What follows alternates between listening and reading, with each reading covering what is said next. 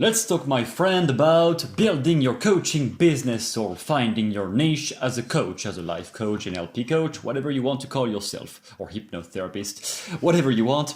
I know this video will not be interesting to everyone. It is only for people who want to develop their coaching career or who already have one. But for those, I know this will be very valuable. So please take a seat and listen to this. Building your coaching business is not going to be only about the technical skills. Even if you think about how to position my niche, who do I want to help, how do I sell them the coaching package, whatever. Those are the techniques. This is the technical part. It is linked though with where are you in your life right now, yourself, who are you, and what do you see yourself working with during the next at least 10 to 20 years in your life, or at the very, very least 5 years. Give yourself a 5 years horizon on what you want to do as a career. Usually it's even like 10, 15 years to really be clever about that. But let's say 5 years. What do you see yourself doing for the next 5 years?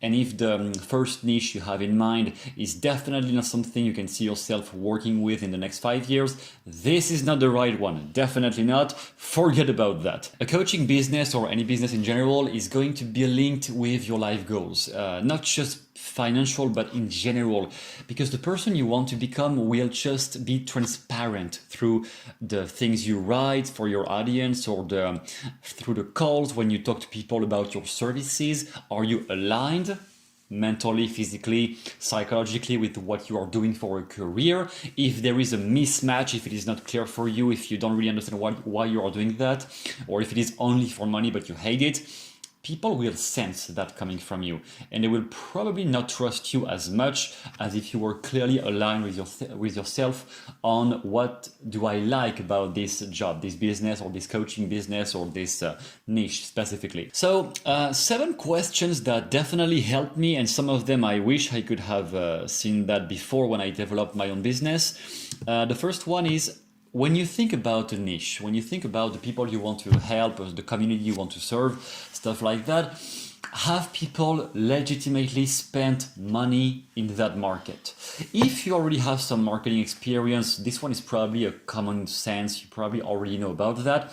But some people I noticed are not knowledgeable about it because they want to get into, they just see people cutting trees or whatever, and they think, oh yeah, I'm going to coach people to be more focused on their job when cutting trees. This is not really a niche, okay? This is just some weird elaboration in what could make money because you have seen somebody, because they buy expensive tools, so they must be spending money. Have people really spent money in the niche you want to target, the niche you want to get into? Yes or no? Substantial amounts of money, even better, but not required. Be careful, it's not about absolutely getting into real estate agents. You don't need to go there if it is not something that compels you. But have people spent money? That is a very basic one. I know for some people it is common sense, but not for everyone. The second question is, how many years have you been passionate about this? You want to be a stop smoking coach. Why not? Do you have real experience in that? Have you smoked yourself? Or if not, have you been really fascinated about the mechanisms of an addiction? Have you been studying that thoroughly? What is your backstory with that? Is there something deeper than just the topic because it is a euphoria, you just discover that it seems so cool? That will probably not be the right niche for you. It can be the right niche for you if you have been passionate about this for many years, because in that case you will obviously have a competitive advantage, even if it is not about competition, but an advantage because you will have cues and a way of talking about it that most people won't have. If they are just new to this, it will not match. So if it is just a money-making topic, like, oh, I'm going to coach real estate agents or people who do trading online because those guys have money, don't go there. Unless it is really something you're passionate about, or you have a lot of interest into this, or maybe you love learning about it. If you're not, if you haven't been in years into this, but at least you are fascinated about the topic, that could be one. But even fascination, it is our next point. Is it just coming from euphoria? If it is just coming from euphoria because you just discovered a niche and it seems so cool, probably take a step back, elaborate. Well, Is there anything in this that is connected to who I am personally? Or is it just about the money, or just because, for example, when the ChatGPT and all those OpenAI things went out, I did videos on that because I thought it was really fascinating what the AI can do, and you can see those videos on my channel. I by no means was I expecting to make my whole channel an AI channel or a ChatGPT channel. I never thought about that, and I knew I would never get into this because it is not a passion for me. It was a topic of interest. It was a topic of euphoria, of excitement. Wow, dopamine, oh, it's so cool. But I knew there would never be a case in which I engage my whole business into AI and coding or ChatGPT, stuff like that, because it is not me. I don't have any background into this. I've never been passionate about AI or technology. It is not at all in my skills or in my interest or in my strength. Not at all. So be careful about this. Is it really a topic you have legitimate passion or advantages or strength that most people don't have? Or is it just coming from euphoria because you have seen somebody who is doing coaching on that and it seems so cool, or they seem to have so much fun? Refrain, calm down, and really elaborate what is there for me that I can add to this field. Because point number 4, if you hate it, if you hate what you do down the road, and it will happen if you take a niche too fast without thoroughly investigating what do I like about this market, about this niche, if you don't really investigate on that, what will happen is that you're gonna hate at some point. It's even worse if it starts bringing a lot of money, but you haven't thoroughly investigated and checked with yourself, why do I want to do that? If you haven't investigated it, you will end up hating it or being like exhausted and bored about it. And if that happens, either people will sense that coming from you, they will sense that this person is just, I don't know, something weird about this person, or they will just feel like they can't trust you for some reason, or you will burn out. One or the other. People won't trust you, or you're going to burn out, or both at the same time eventually. In any case, the business is not going to strive if you come from that headspace. Point number 5 that I touched on already is don't just pick because it seems cool, or because it seems interesting, or because it seems like it makes a lot of money, or because you have seen somebody else doing it and that person was very successful. Don't try to become a Tony Robbins just because Tony Robbins seems to have fun on stage. That's not a valid reason. Take what Tony Robbins does, or try to become somebody similar to Tony Robbins if you really have a backstory yourself that connects with that type of that archetype of persona, that personality, that I'm going to change the world, whatever. Eventually you can do that, but do that if you really have a backstory that implies that you're somebody who can take charge of that. Number 6, this one is definitely something I would have wanted to have as an advice when I started. It is look at the friends you have made in this niche or in this market. Look at the friends you have made in this market. If only I had that in the beginning, because you may notice that some people, again, you may connect with them just because it is something you need to do right now, or like you have interest in their skills, or they have interest in your skills right now, but in the end you don't even connect with them at all. If it is the case, same problem. Your niche may start eventually bringing money. In the best case scenario, worst case scenario, it won't bring anything. Best case scenario, you make money. It's not going to be fulfilling in any way, because you're gonna be in the syndrome of people who then try to get into the next business and the next thing and the next thing, and who can never settle for one career straight and stay there, at least enough for it to compound and bring enough income and change their life, whatever. You will never get there if it is something that just came out of impulse, out of I want money, or oh, it seems easier with that niche because there are many people who book coaching in that niche. That's not a valid reason. Who are you and what can you bring in that niche? Or who are the people you connected with in that niche? Are they people you like working with? If it is not people you like working with, it won't last on the long term at all. And finally, number 7, just basically as a summary to that, pick a niche that you are, or pick a market that you are or have been part of. that alone might even summarize all the other points. Just pick something you are currently part of, a market you are currently part of, or a market you have been part of, and now you have experience and you like teaching about it.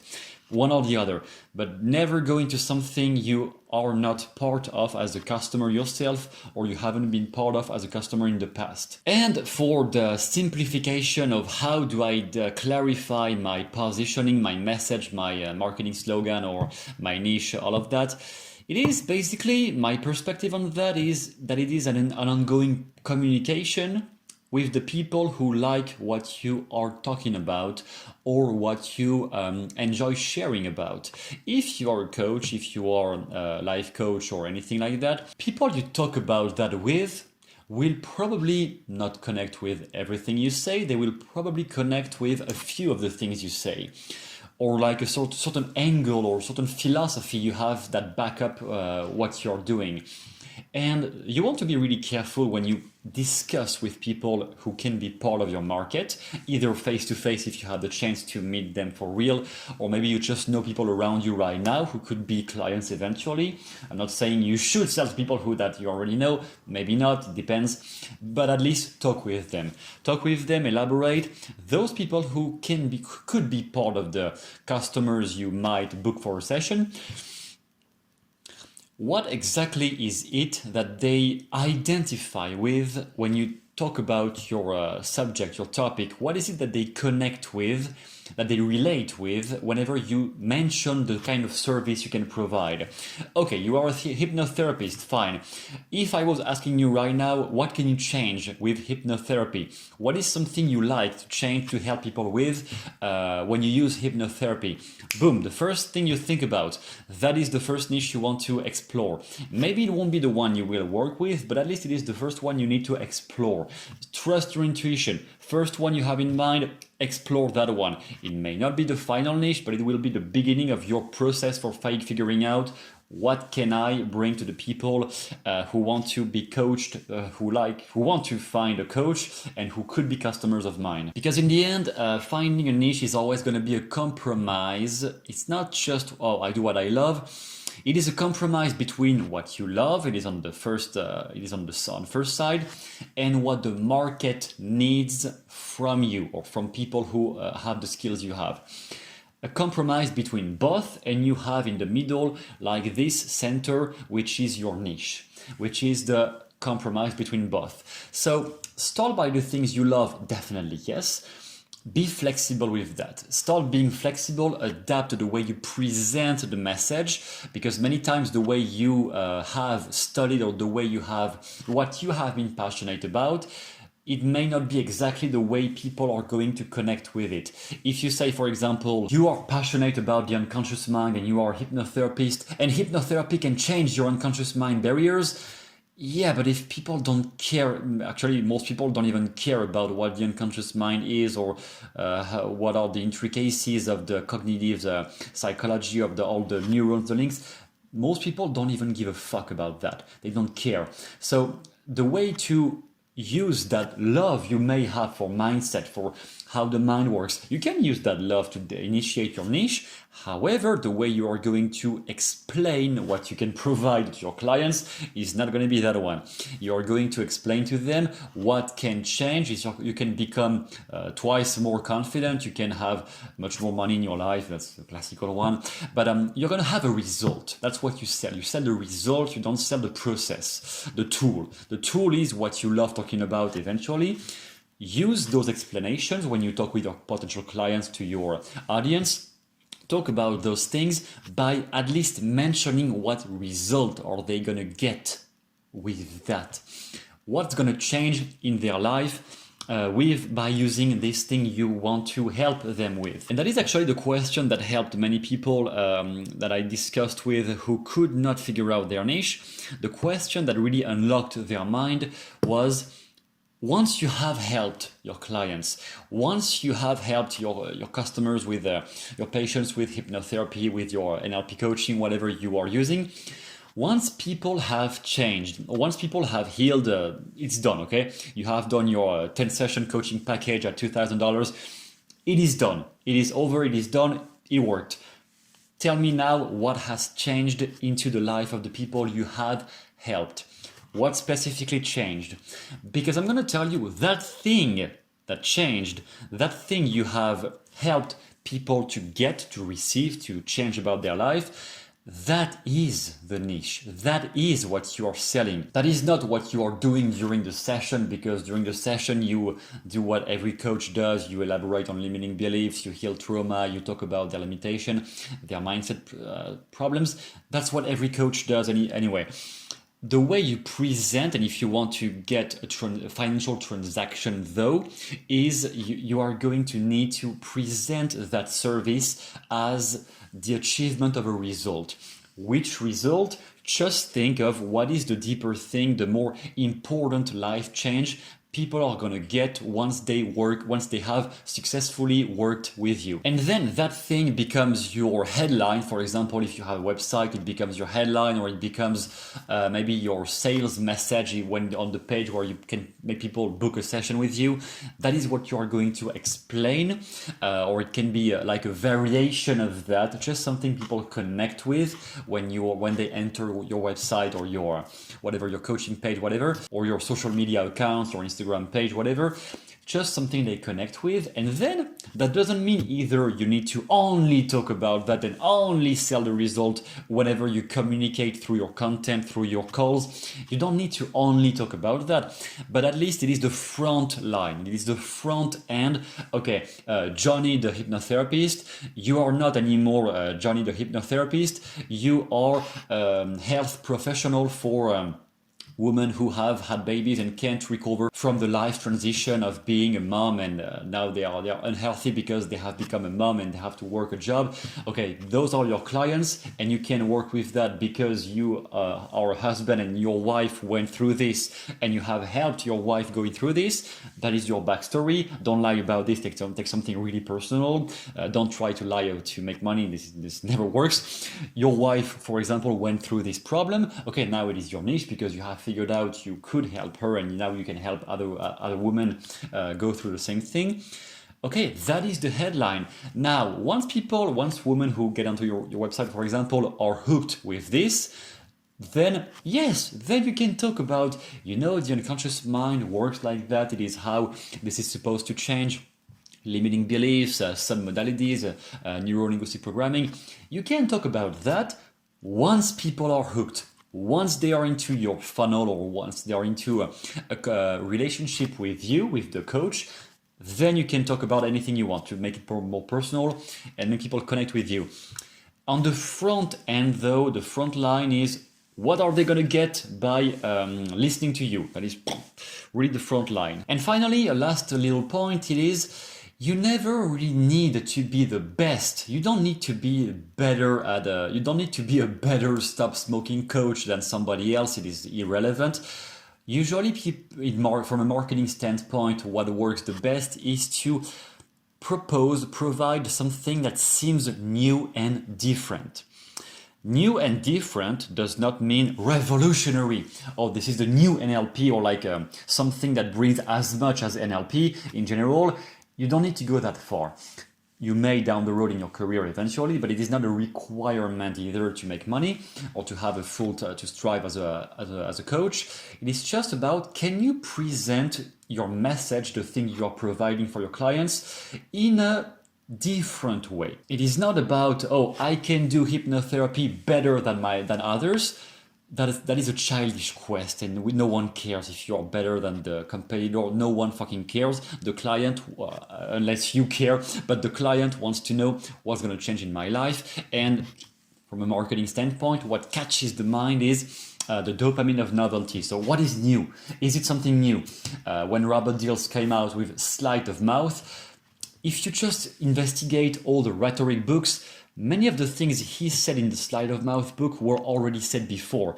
It had been discovered by other people. Was it as well laid out? I think no. I think it was not as good as what he did. But the principles, the techniques, they already existed before him. However, he gave it a new name, Sleight of Mouth.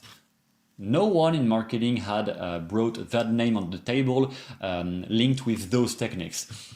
that was new, and it was a financial success when it came out. So it is about finding another way of describing, just a more personal way of describing what you are doing, instead of trying to be better than the competitors.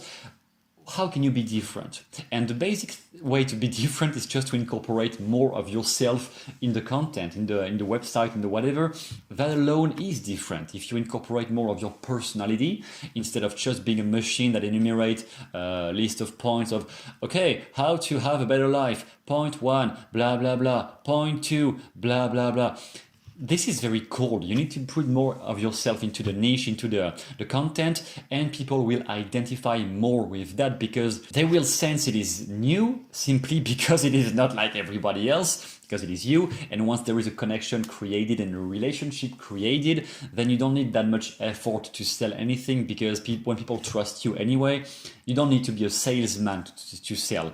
If people trust you, it's going to be fine anyway. If you want to develop your skills with that and learn more about how can you develop your coaching business, or how can you use NLP or those things into a real coaching session, there is a small document down in the description called the 3 Fundamentals of NLP, where one of the chapters is specifically on that, of when you have a client in front of you, how do you make that person change, help them overcome their limitations, and some tips and tricks about how do you position yourself or find your audience when you want to become a coach.